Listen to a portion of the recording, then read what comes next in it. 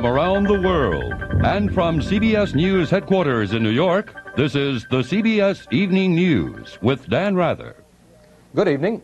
Spurned by the AFL-CIO convention last month, President Reagan sought today to start over in his relations with organized labor. The president told union leaders at the White House, "We need consultations to get this country moving again." Bill Plant reports. As they arrived at the White House, some members of the AFL-CIO Executive Council were already skeptical of the president's peace offering, the possible lifting of a 3-year ban on federal employment for former air controllers. Mr. Reagan told the union leaders his door was open and that while he knew there were differences between labor and the administration, "I never anticipated I would be estranged from labor with all the years I put in as a union member. This would be a good point for us to consider starting over." AFL-CIO President Lane Kirkland told the president the striking air controllers had paid in full and should be rehired, and that they're continuing with punishment. But Mr. Reagan did not go beyond the possibility of allowing the controllers to take other federal jobs. The White House press office said he was not considering rehiring the strikers as air traffic controllers, a position reinforced by the Federal Aviation Administrator. Within the FAA, we could not accept it under any condition. We would not in any condition be able to maintain the present level of safety if we brought these people back. Administration sources say there is too much ill feeling to allow the former controllers to return to their old jobs, and enormous legal problems in even considering them for other federal employment. But that small concession was described as the only thing Mr. Reagan had to offer the labor leaders. Both sides would like to be able to talk, but after today, they are still far apart. Bill Plant, CBS News, the White House. Mr. Reagan also is having problems with another group, senior citizens, and today their congressional champion, Florida's Claude Pepper, led a group of delegates of the White House Conference on Aging to Capitol Hill to fight proposed Social Security cutbacks. Deborah Potter has that story. Delegates opposed to the Reagan administration's budget cuts found a champion in 81-year-old Congressman Claude Pepper, who came to argue their cause. He managed to get inside the committee room where the key issue was Social Security, but not for long. Moments later, he was escorted out the back. The committee then tried to get on with business, but the crowd in the hall would not be quelled. No more fraud! We want one! No more fraud! But Pepper and his supporters were busy in the back hall negotiating with conference staffers. It took almost 3 hours of haggling, but finally a deal was made. A compromise resolution urging no cuts in Social Security benefits that was overwhelmingly approved. Those opposed, please signify by saying nay. Nay. Afterwards, Pepper said he was satisfied that a point had been made. The action that the committee has just taken is on the whole the kind that we can live with, and I think expresses in general the sentiment of the delegates at this convention. But the compromise does not mean that all of the opposition delegates have agreed to bury the hatchet with the White House. As one of them put it, how can we? When, in his words, the Reagan administration wants to bury the hatchet in the backs of older Americans. Deborah Potter, CBS News, Washington. In a victory for organized labor, the Supreme Court ruled today that workers with access to their employer's confidential records are not automatically barred from joining unions.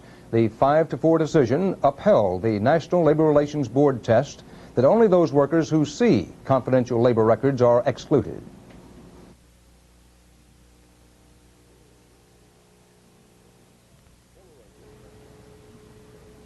Polaroid's new sun camera has a piece of the sun inside that can turn bad light into good pictures. You use this sun in the sun? Sure, that sun throws shadows, like on that baby.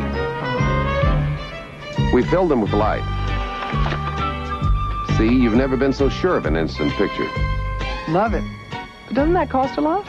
No, but wasting film in bad light does. Besides, you never buy flash or extra batteries. How'd they get a piece of the sun?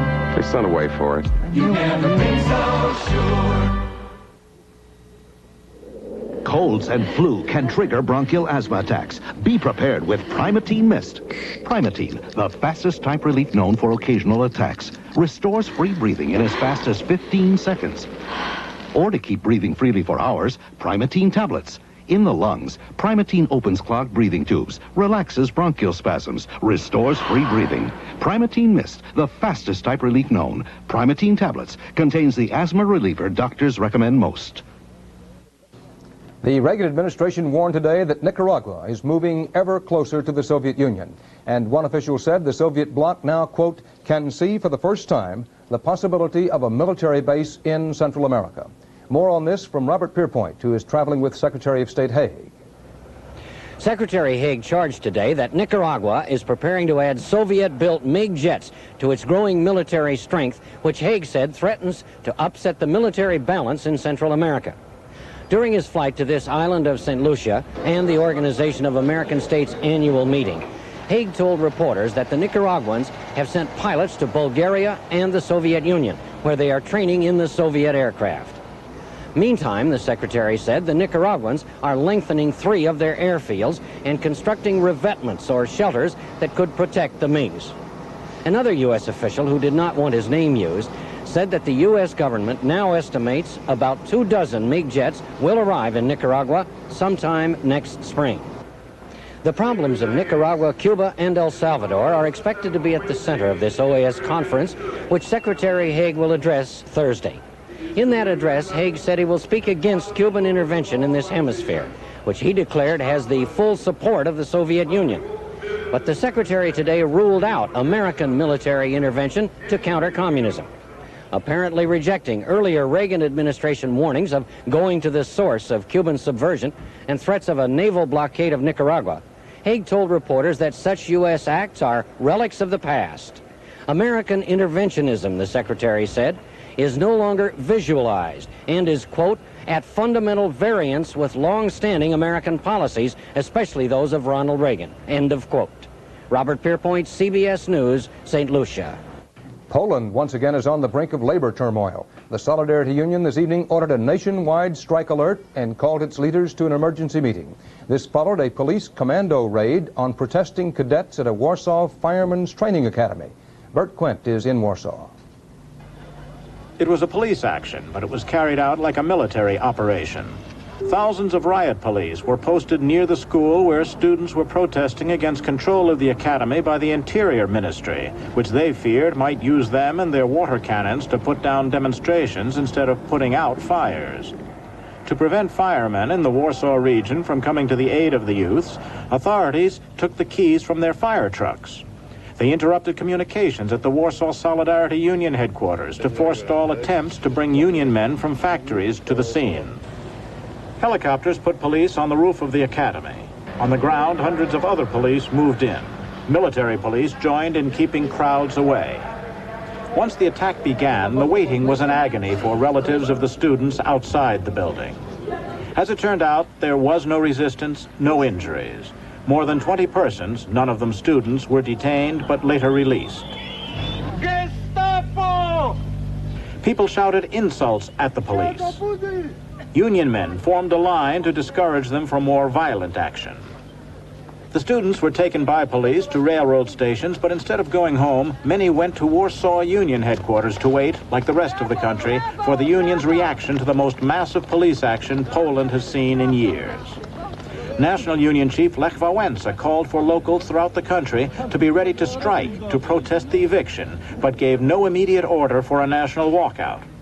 He told a crowd waiting outside the Warsaw Hotel, where he and his key aides were meeting, "Don't be carried away by your emotions." Solidarity, he said, would plan its next moves at a meeting of national union leaders tomorrow. Bert Quint, CBS News, Warsaw. The new strategic cooperation agreement between the United States and Israel, which is designed to combat a Soviet military threat to the Middle East, survived a challenge in the Israeli parliament late today.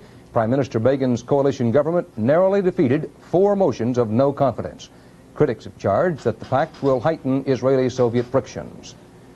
The Mennonites, of Protestant denomination, stay aloof from the government, but they had to ask permission to send pen and pencil kits to Cambodian schoolchildren. Washington, though, says no. That shipment of the 86,000 kits would violate U.S. policy barring any but emergency help to Cambodia, which is backed by Vietnam and not recognized by Washington. So Mennonites who shun members who break their strict code now must shun Cambodia.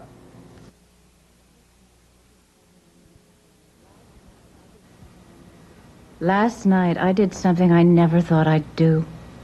I ironed my negligee with the Silverstone iron by Hamilton Beach. It has a super sensitive surface of DuPont Silverstone that assures you never to stick or snag, no matter how delicate the fabric. It's so light, so sleek it reduces friction. So even my silks look pretty and wrinkle-free. The Silverstone iron exclusively by Hamilton Beach. It's as sensitive as you are. Aldo! This is Aldo Cella. Aldo Cella Bianco is not inhibited by social codes. He doesn't find all his friends in the social register, but he knows what people like. Cella wines, with a taste so sparkling, so refreshing, they're perfect with everything, every time, to everyone. Cella Lambrusco. Chill a Cella. The Senate Intelligence Committee today ended its investigation of William Casey's financial activities before he became CIA chief with a report somewhat less than laudatory. The panel concluded that Casey is not unfit for his job. Robert Shackney has details.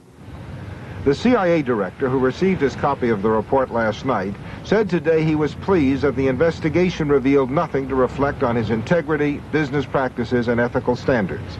But the Intelligence Committee report made public today is, in fact, sharply critical.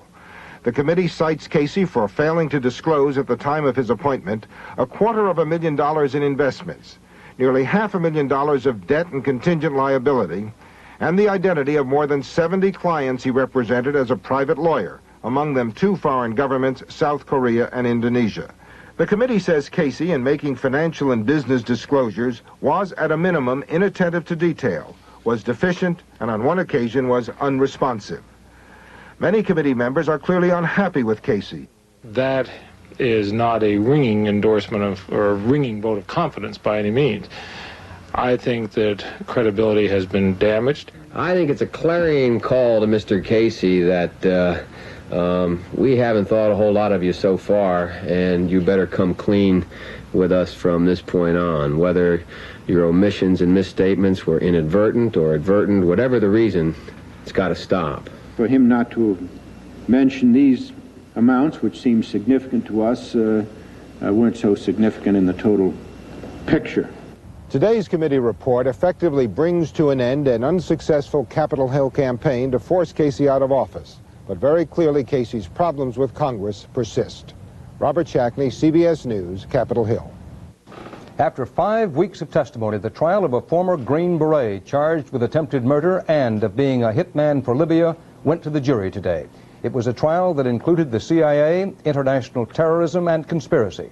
Gary Shepard reports from Fort Collins, Colorado. Instructions we can go through. Gene Tafoya arrived in the courtroom early this morning for final consultations with his lawyers as both sides prepared to deliver their final arguments. Prosecution claims Tafoya was a paid assassin hired by former CIA agent Edwin Wilson on behalf of the Libyan government to murder Libyan dissident Faisal Zaghali, who indeed was shot twice in the head 13 months ago on the night Tafoya paid a visit to the Zaghali apartment. But the defendant testified the shooting was in self-defense, that he was on a mission for the Central Intelligence Agency to deliver a message to Zaghali, and that the Libyan pulled a gun on him first. He demonstrated for the jury, and later for photographers, how he disarmed Zaghali. Right from the start, the trial has been closely monitored by the CIA. Agency lawyers have listened to much of the testimony, posing as spectators. This one, Barbara Pollock from the General Counsel's office in Langley, Virginia, tried unsuccessfully to remain undetected. CIA official George Marling took the witness stand to deny the agency has any record the defendant ever worked for it. Another CIA lawyer, Jerry Johnson, refuted a police report, quoting him as saying, even if Tafoya had been working for the CIA, he would have to deny that on the witness stand. During his final summation, District Attorney Stuart Van Meveren called the defendant's version of the shooting a fabrication and reminded the jury of a tape recording found at Tafoya's home when he was arrested, on which he is requesting work as a hitman. Do you know anybody, he asks, that should quit breathing permanently? Defense attorney Walter Garash, in his closing argument, characterized the former Green Beret as a forgotten patriot who, if he had been a hitman, was too well trained to bungle the job. Late today, the jury of 3 men and 9 women began its deliberations in a case the prosecution claims directly links Gene Tafoya with Edwin Wilson, the man known as the Libyan Connection. Gary Shepard, CBS News, Fort Collins, Colorado. A court in Pretoria, South Africa today released a band of 44 mercenaries who were arrested after last week's apparent coup attempt against the island government of the Seychelles. The 44 escaped the island by hijacking a passenger jet to South Africa. Among those released was the group's leader, Michael Mad Mike Hoare. He and 4 others were freed on bail pending a trial for kidnapping. The other 39, including an American, were released and apparently will face no charges. In the Seychelles capital of Victoria, meanwhile, 2 of the mercenaries captured during the airport shootout with troops were put on display. 3 other mercenaries also were captured. The Canadian Parliament today voted overwhelmingly to sever its last constitutional ties with Britain. The vote on a true national charter ends a legal anachronism that required Britain to rubber stamp any changes in Canada's constitution. The new resolution now goes to the powerless Canadian Senate and to the British Parliament, both of which are expected to approve it. California's Diablo Canyon nuclear power plant has been bedeviled by irregularities. So today it was inspected by the country's chief regulator. David Dow has the story. As some see it, the recent problems at Diablo Canyon and some other nuclear plants have damaged the credibility of both the industry and the regulators. Perhaps with that in mind, Nuclear Regulatory Commission Chairman Nuncio Palladino today spent 3 hours touring Diablo Canyon, whose license was suspended by the NRC just 2 weeks ago after a number of design errors popped up. When he emerged before a crowd of reporters, Palladino stressed that the plant must undergo an independent audit before the commission will reconsider its action. Just as utilities have financial auditors, independent financial auditors, to look into their fiscal affairs, I think they also need independent auditors to make sure that their quality assurance programs are effective and do not have gaps such as we found here at Diablo Canyon. Palladino declined to speculate when or if Diablo Canyon can regain its license. But officials of the Pacific Gas and Electric Company, owners of the plant, believe they can win back NRC approval within 2 months and fully operate their first reactor by next summer. As they see it, the license revocation was over unreasonable standards. It's like an automobile designed to go 500 miles an hour and slam into a granite wall with no damage to the automobile. Now we're arguing, is 500 good enough, or 450 or 550 or what have you. But the appearance here and an earlier speech by Palladino appeared to be an effort to emphasize that future nuclear plants may face stiffer standards for licensing. David Dow, CBS News, Diablo Canyon, California. Senate Republican leader Howard Baker says he will push for a vote on a simple 10-year extension of the Voting Rights Act by the end of this month. Baker is trying to avoid a fight and likely filibuster over changing key positions of the 1965 Act, which brought wide civil rights gains. Well, sales of new single-family homes took a small turn upward in October, but economists say there still is no cause for shouting. October sales rose 15% over September's, which were the lowest on record. One expert said he did not expect a real upturn until next March. Actress Natalie Wood was buried today in Los Angeles in a private ceremony. Only guests with invitations were admitted to the funeral and burial. Miss Wood drowned Sunday off Catalina. The mourners were led by her husband, actor Robert Wagner. He was accompanied by their 2 children.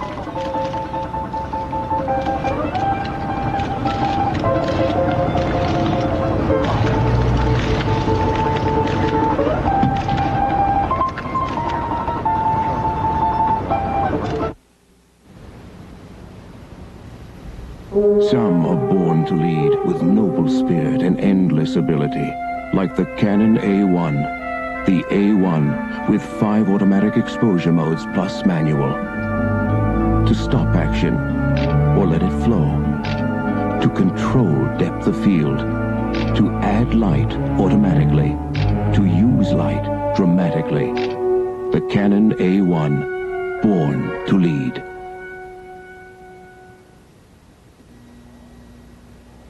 Of all the breakfast cereals on the market today, over 100 of them altogether, only a very few are high nutrition cereals. New Buckwheats is one of them. And among the high nutrition cereals, only Buckwheats has a great new touch of honey taste.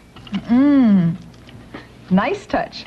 So, For high nutrition and great taste, new buckwheats, the only high nutrition cereal with a touch of honey taste. If a civil war can have an official starting date, El Salvador's is October 1979. That's when the country's combined military-civilian government took power. Since then, as many as 32,000 persons, most of them non-combatants, have been killed. 4 of those deaths were particularly gruesome. The victims were Catholic missionaries from the United States. David Culhane has a special report. The bodies were found hidden in a crude grave. The 4 women had been abducted, treated brutally, and then shot. Ida Ford and Maura Clark of the Maryknoll Order, Dorothy Kazel, an Ursuline nun, and Jean Donovan, a Catholic lay worker.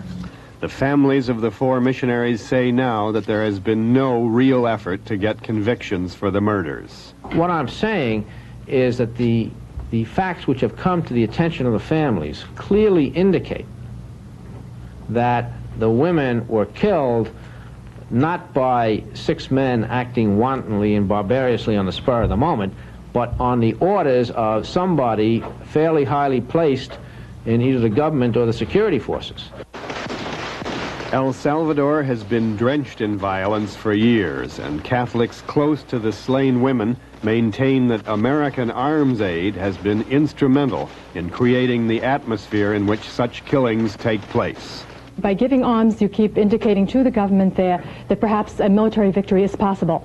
By government getting more aid, then the opposition seeks more aid outside the country, so what you're doing is escalating the violence. And it's not just the missionaries and their families. The National Conference of Catholic Bishops is now publicly opposing American arms aid to El Salvador. Our position is that there is a legitimate role for the United States government in intervening in the Salvadoran situation, but that military aid is precisely the wrong kind of intervention. The Catholic bishops are equally opposed to arms aid for the left-wing guerrillas and do not want El Salvador to become a pawn between the United States and communist countries. Now the bishops find themselves head-to-head against a number of important figures in the Reagan administration, all of them Catholics. Secretary of State Alexander Haig, Undersecretary of State for Security Assistance James Buckley, and the chief of the U.S. delegation to the UN Conference on Human Rights, Michael Novak. Suppose that Nicaragua becomes a more totalitarian state in the Cuban model over the next year or 2. Suppose that the rebels in El Salvador should win, and they do the same. And then we should wake up one day, 20 years from now, to the criticism that in our generation we recreated another Eastern Europe on our own doorstep, and that our own Catholic bishops did it. I think that would be devastating, and it would be an accusation against the Church that would last for generations. There is a risk, and I think I think we've faced that right along. I'm not nervous about our position in this question. I think our position is clear, I think it's consistent, I think it's moral. James Buckley opposes the bishop's position both as a spokesman for the administration and as a Catholic. As a Roman Catholic, I like to think that I share, that I'm just totally ascribed to the moral teachings of the Church. Many of the bishops who are making these statements, and they are people of profound good faith and intelligence, and they know firsthand a lot of the horrors that are going on, but they're not thinking, in my judgment, of what are the alternatives.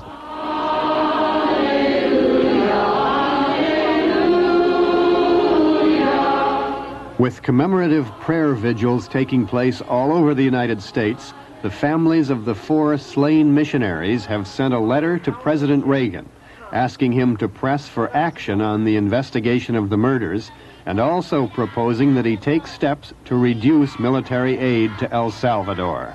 David Culhane, CBS News, New York.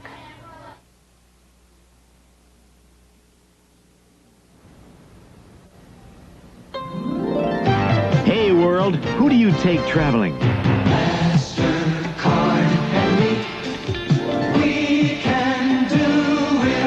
For shopping, dining, traveling. For emergency cash at over 60,000 locations.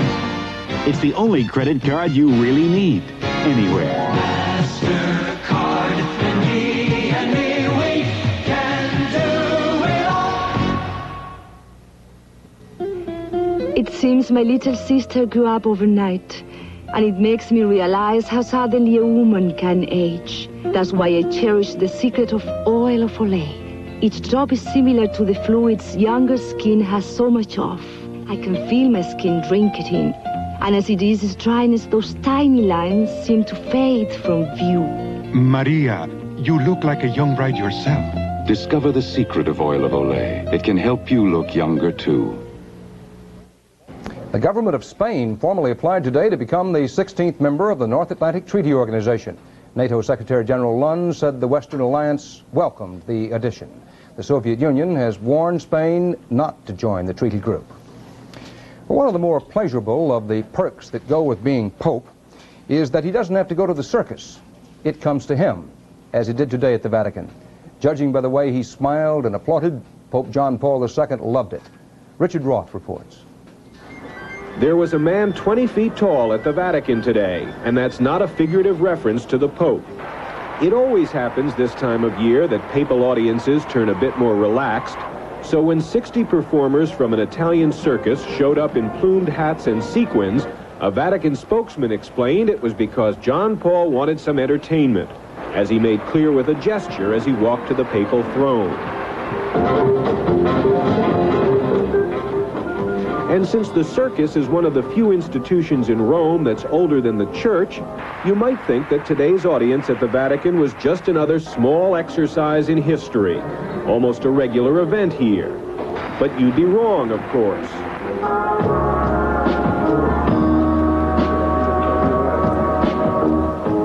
Sure, the gymnasts and the clowns,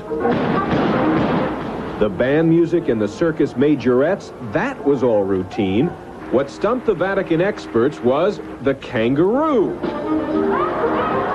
No one could recall the last time there'd been a boxing match at a Wednesday audience with the Pope. Richard Roth, CBS News, Rome. And that's the CBS Evening News for this Wednesday. Dan Rather reporting from New York. Good night.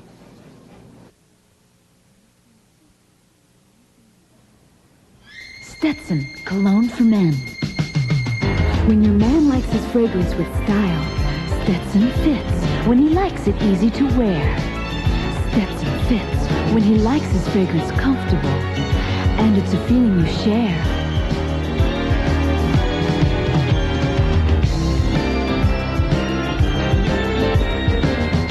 Stetson fits. Stetson cologne for men. Your savings and loan has a very good reason for calling all Savers certificates all Savers. Even if your taxable income is $7,900, you can still get the kind of return the big boys are getting. What money market fund lets you invest just $500, guarantees a big return for a full year, and insures your money through a federal agency? What money market fund can do all that? I can't think of a single one.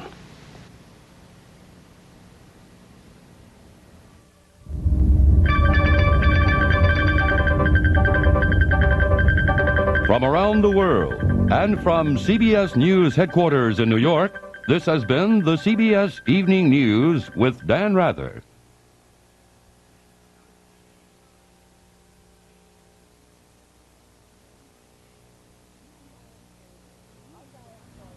I'm Diane Sawyer. The news doesn't stop overnight, and Charles Kuralt and I will be here to bring you up to date tomorrow and every weekday on Morning. This is CBS. A Portland teenager is found guilty of killing a railroad engineer. He is sentenced to just less than a year in jail. The story coming up next on Eyewitness News. Trust the leader in technology to forge a new legend, Seiko LaSalle. Trust Seiko to fuse slim elegance and peerless performance, new Seiko LaSalle. Trust Seiko to create timepieces destined for a place among the world's great possessions. Seiko LaSalle. Miracles of slimness, marvels of technology, no wonder